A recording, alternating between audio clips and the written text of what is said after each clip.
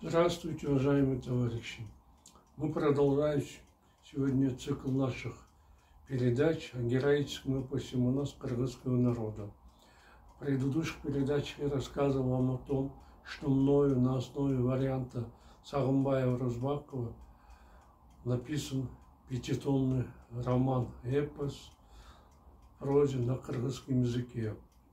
Затем я это свое произведение перевел на русский язык.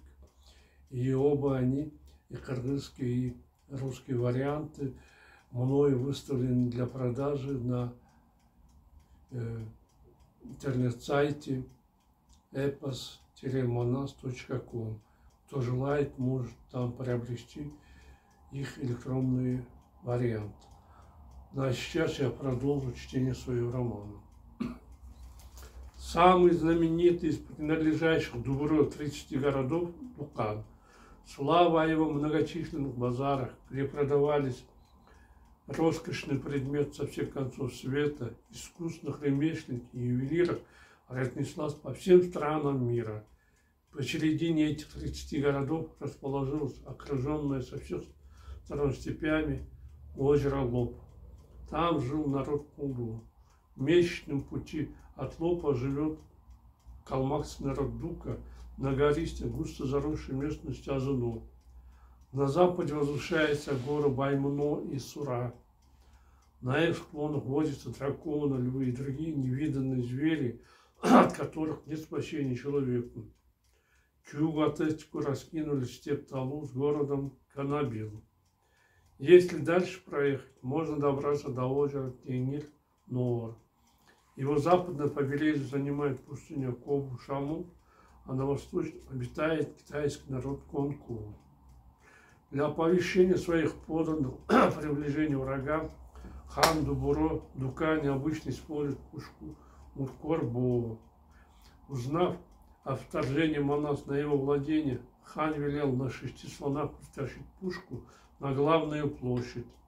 Затем он приказал зарядить Муркор-Боо с помощью 600 саженов длинного аркана, дать из нее огонь. Когда прогремел пушечный выстрел, весь город вздрогнул. От испуга дико взвыли собаки, заревели верблюды, замычали коровы, заблеяли жалобно овцы. Ослы заполнили окрестность своим противным протяжным ревом, а с пастбищ испуганно закудахтали куры. Грозный грохот пушки был слышен на трехдневном пути. Услышав его, жители Дукана пришли в неописуемый ужас. Не зная, какая беда стряслась, перепуганные толпы воинов стали стекаться к хану Дубро со всех сторон.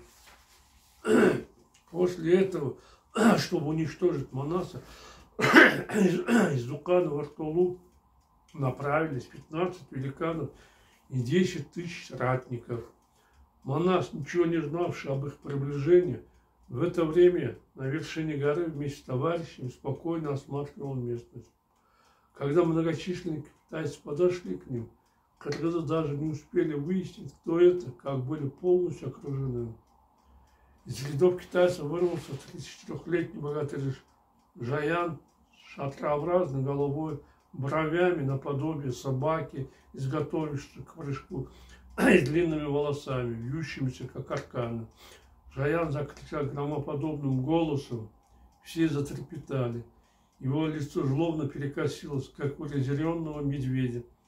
Изрыгая изо рта пламя, метая из глаз молнию, Жаян яростно хлестнул своей слоноплеткой и подскакал к кыргызам.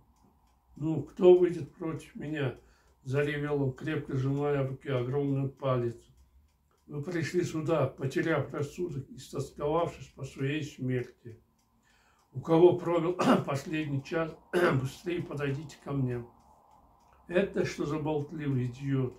– рассердился Манас. «Надо проверить его силу». Взяв свое оружие, богатырь сел на кулу и поскакал к врагу. Увидев грозный вид Манаса, в жизни никого не боявшийся калмак, пришел неописуемый ужас. Он задрожал всем телом, словно его охватила лихорадка. «Что со мной?» – поразился Жаян.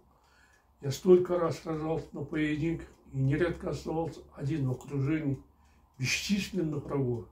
Ничего, не терял присутствие духа. Уничтожал всех и целым невредимым вырывался из их лап. А тут от одного вида скачущего врага не стало не по себе. Неприятно пораженный своим неожиданным открытием, Жаян отказался от намерения сразиться с врагом на копьях. Он выстрелил из лука, приблизившись к нему кыргызам. Когда стрела со свистом точно попала в цель, Жаян остался доволен своей меткостью. «Моя стрела попала в мишень», — радостно подумал Калмак. «Теперь с Манасом покончено». Но все обернулось иначе, чем он предполагал. Увидев, как Жаян натягивает тетиву лука, Манас успел защититься щитом. Сильно пущенная стрела насквозь пробила щит, прошла через кольчугу и застряла острием в панцире. От стрелы Калмака Манас почувствовал острую боль в груди и едва удержался в седле. Разозленный этим, богатырь уселся поудобнее на коне.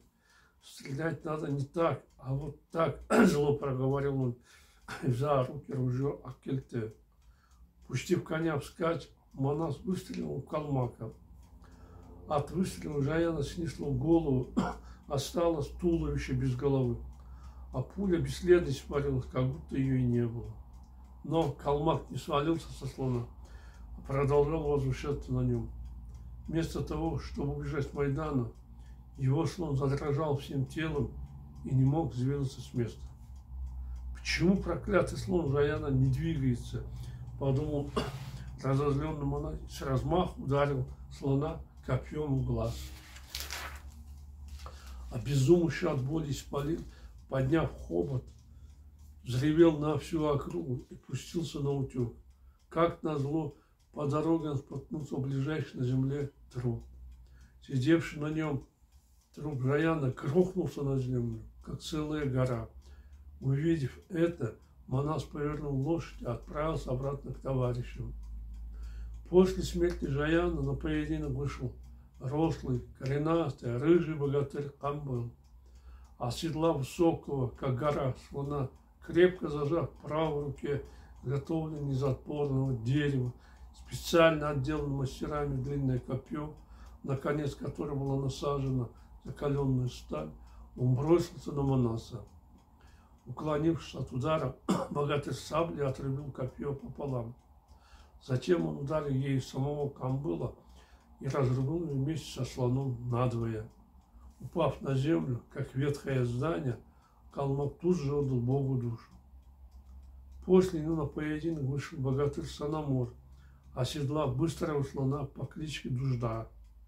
У Калмака были плечи, на которых могли спокойно разместиться 50 человек, щеки, которые могли накормить 50 волков, туловище, словно знамя, глаза, горевшие синим пламенем.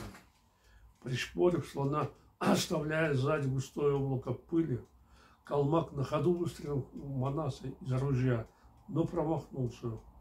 Огорчившись этому, Санамор взял в правую руку длинное копье, изготовленное из крепких бревен, наконечник которого был укреплен отборной сталью. Копье сбивало врага наповал. Санамор выстрелил в Манаса из ружья еще раз, но вновь промазал. Разозленный промахом, Калмак бросился на богатыря с копьем. Опередив его, Манас выстрелил в него из ружья. Пуля снесла ему голову, и Санамар отправился в мир иной. Напуганный выстрелами, его слон ударил акулу хоботом по бедру. Содрав с него изрядный кусок кожи, он бросился на утек своим. Догнав его, Манас ударом сабли разрубил слона надвое. Истекая кровью, лившись из ран рекой, слон тут же испустил дух, а богатырь спокойно вернулся к товарищам. «Молодец, Манас!» — остался доволен подвигом брата Бакая. «Ты ткнул мордой об землю расхрабрившись Калмака и не дал себя осрамить». «Спасибо, брат. Как вы думаете, калмаки теперь прекратят поединок или гуртом нападут на нас?» «Думаю, что они его продолжат. Немного подумав, ответил Бакай. Победа на нем – большая честь для любого богатыря. Он оказался прав. Не желая проигрывать на поединке, на Майдан от Калмака вышел на слоне рослый рыжий богатырь Санга. Ясно, что я не смогу одолеть кыргыза копьем, подумал Калмак. Надо применить против него лук. Поэтому Санга выстрелил в Манаса из лука. Пущенная с левой стороны стрела пронзила кольчугу и остановилась, не сумев пронзить толщину панциря. Едва спасшись от нее, Манас разозлился, гневно сверкнул очами. Размахивая рукой священным копьем, ударив плетью Аккулу, он бросился на Сангу. От мощного удара Калмак свалился на землю вместе со слоном и испустил дух. А число погибших от рук Манаса спесивых Калмаков достигло 4 богатырей. Чтобы отомстить ему за погибших товарищей, на поединок вышел богатырь Добот. Высокого роста, мощного телосложения, смуглый, скуластый Калмак решил, что для сражения слон непригоден. Поэтому он оседлал коня Асанаш. Взяв саблю, ружье и другое оружие, крикнул «Лайла Малу!», Добот приблизился к Манасу. Богатыри начали сражаться на копьях, саблях, палицах и стрелять из ружья. Они бились, как тигры, и дрались, как львы, не жалея ни себя, ни врага. Даже истекая алой кровью, богатыри не смогли одолеть друг друга. Начавшийся в полдень поединок продолжился до полуночи. Увлеченные борьбой, богатыри не заметили, что давно покинули поле боя и оказались в безводной, пустынной степи на однодневном пути от своих. Когда полностью стемнело, небо заполонили сверкающие звезды, Манас сумел одолеть врага. Он изловчился и, схватив Калмака правой рукой, оторвал его от седла. Покрутив его направо-налево, Манас бросил Добота на иссохшуюся землю. Упав, словно рухнувшая гора, загрохотав, как камнепад, Калмак нашел свою смерть и прямиком отправился в ад. Ох, тяжело вздохнул смертельно уставший Манас. Еле справился с этим калмакцем-богатырем. Если бы поединок продлился дольше, не знаю, смог бы я его одолеть. Это одному Богу известно. Бой отнял у меня очень много сил. Довольный своей победой, Манас сел на Асанаша и, ведя на поводу Аккулу, на рассвете вернулся к товарищам. К его огорчению выяснилось, что их атаковали калмаки, пока он сражался на поединке. Кыргызские богатыри стреляли из пушки, ружей, в кровавой битве перебили немало врагов. Манас поспешил на помощь и стал колоть калмаков копьем, стрелять из ружья, в результате чего их натиск ослаб. Кажется, мы справились с ними, стали радоваться богатыри. Но затем приуныли, увидев, что к 10 тысячам калмаков подошли на помощь еще 20 тысяч всадников. Джигита, обратился Манас к товарищам, мы окружены. Что нам делать? Продолжать сопротивление, пока к нам не подойдет подмога? Или попытаемся прорваться через вражеские ряды? Пока подоспеет подмога, мы можем отдать Богу души. Сомнением покачал головой Бакай. Да, обстановка сложилась именно таким образом. Прорвемся через ряды врага и двинемся в сторону наших войск. Если нам суждено погибнуть, а если нет, живыми и невредимыми доберемся до своих. Что вы на это скажете? Правильное решение, ответил Бакай. Если останемся здесь, китайцы оторвут нам голову, как цыплятам, когда у нас кончатся боеприпасы. Не дожидаясь этого, попытаемся вырваться из окружения. Лучше погибнуть с честью на поле боя, чем покрыть себя позором плена. В таком случае готовьтесь к атаке, приказал Манас. Богатыри направились на север. Оглашая окрестности громкими криками, они напали на китайцев, как волки на отару овец. разбросав врагов в разные стороны, кыргызы вырвались из окружения. «Если вам дорога жизнь, не жалейте лошадей!» — крикнул товарищам Манас. «Не дадим китайцам догнать и пленить нас!» Богатыри вовсю понеслись вперед, яростно хлестая коней. Китайцы с криками «Монду!» погнались за ними. Тех из них, кто настигал беглецов, витязи отстреливали, с каждым мгновением приближались к Оспану, к лагерю кыргызов. Услышав крики погони, беззаботно отдыхавшие воины Манаса переполошились. «Это что за сражение? Кто с кем воюет?» Стали расспрашивать они друг друга. Как бы отвечая им, раздался грохот Акельте и пронзительный крик Манаса. «Спаси, помилуй нас, Бог!» — ужаснулись воины. «Это китайцы гонятся за нашим львом Манасом. Всем идти на помощь!» Взвыли трубы, флейты и загрохотали барабаны. 50 тысяч воинов, схватив копья, сабли, поспешно оседлав лошадей, ринулись на помощь Манасу и стали громить 30-тысячные войска китайцев. В это время на место боя подъехали 400 тысяч кыргызских воинов, взявших город Каракштаг. Когда они напали сзади, китайцы остались в полном окружении. Истосковавшись по сражениям, кыргызы стали крушить ряды врагов. Потеряв 15 тысяч убитыми, китайцы потеряли надежду на победу. Взмолившись о пощаде, они массово стали сдаваться кыргызам. Бакай, Кукчу, Жамгырчи дали команду прекратить бой и не трогать пленных. Только после этого китайцы смогли перевести дух, поверить в свое спасение.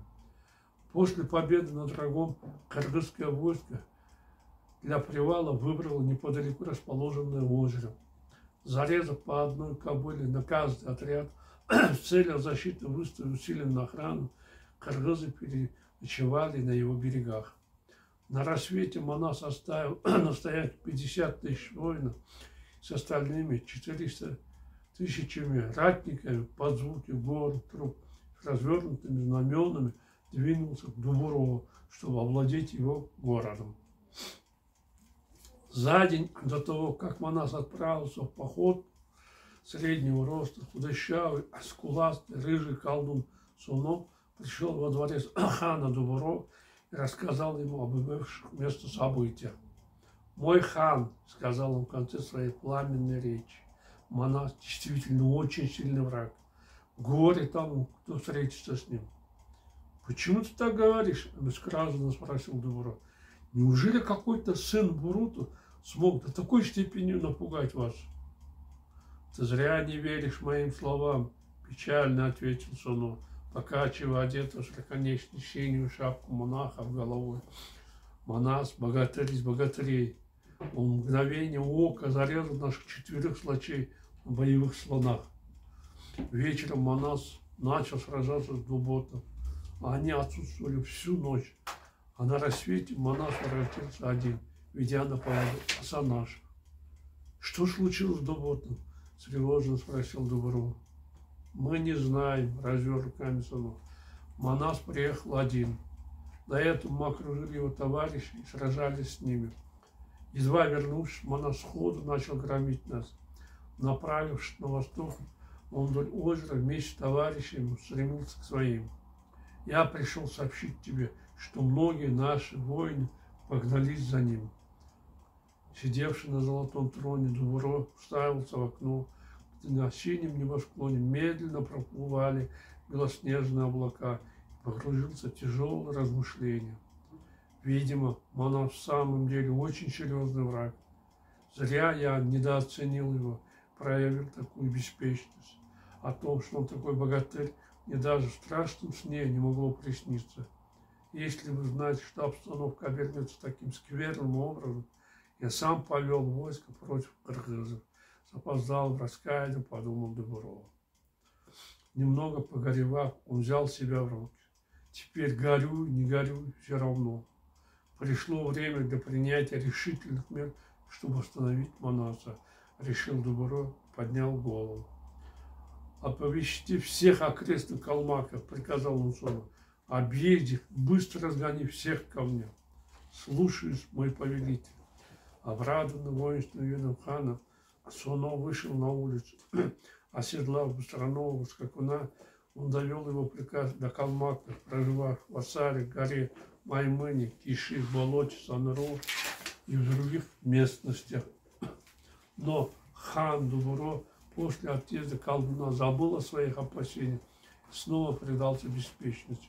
Чего я испугался? Кто такой монах для многочисленного китайского народа? Пыль, которая улетучится от нашего малейшего дуновения. Ему никогда нас не одолеть. Мое 30-тысячное войско разобьет его в пух и прах, подумал Дубуро и перестал об этом беспокоиться. Но на всякий случай он отправил воинов в свои ставки в поход с приказом пленить Манаса и заставить его к нему. К сожалению, последующие события обернулись таким образом, что никто из его воинов не вернулся обратно. Не дав о себе знать, 30-тысячное войско пропало, как вода в песке. Вот, уважаемые товарищи, наше время подошло к концу. Я желаю вам всего хорошего. До свидания, до новых встреч.